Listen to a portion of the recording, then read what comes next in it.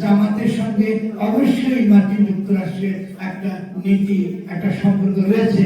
ফলে আগে থেকেই মার্কিন যুক্তরাষ্ট্র এই বক্তব্যটা দিচ্ছে, এটা আমি ভয়ঙ্কর অশনি সংকেত হিসেবে দেখি।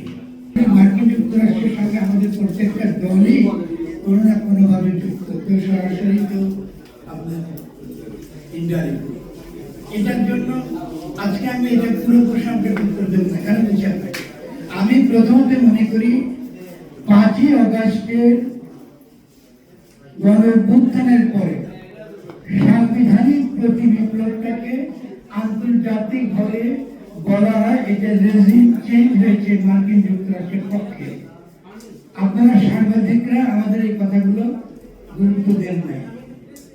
এমনকি যারা গণ অধিকার পরিষদের গণঅভ্যুত্থানের আগেও আমি বলেছি যে বাংলাদেশে শেখ হাসিনাকে সরানো এটা কোনো ইস্যু না, কারণ মার্কিন যুক্তরাষ্ট্র সরিয়ে দেবে। আমাদের কাজ হচ্ছে নতুন করে বাংলাদেশ রাষ্ট্র কি করে আমরা গঠন করবো। তাহলে মার্কিন যুক্তরাষ্ট্র একটা ঘোরা রাজনৈতিক শক্তি এবং পৃথিবীতে আন্তর্জাতিক আইন বলে কিছু নেই। দেখেছেন ট্রাম্পের যে আচরণ, এই রূঢ় বাস্তবতা, এই বিপজ্জনক পরিস্থিতির মধ্যে আমার চিন্তা, আমি 17 কোটি মানুষ নিয়ে বাঁচিয়ে থাকবো কি করে।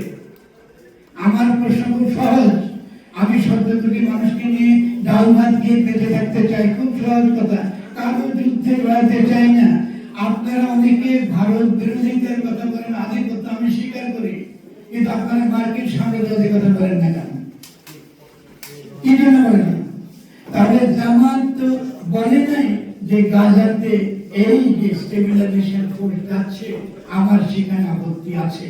তবে বোঝা গেল জামাতের সঙ্গে অবশ্যই মার্কিন যুক্তরাষ্ট্রের একটা নীতি, একটা সম্পর্ক রয়েছে। ফলে আগে থেকেই মার্কিন যুক্তরাষ্ট্র এই বক্তব্যটা দিচ্ছে, এটা আমি ভয়ঙ্কর অশনি সংকেত হিসেবে দেখি।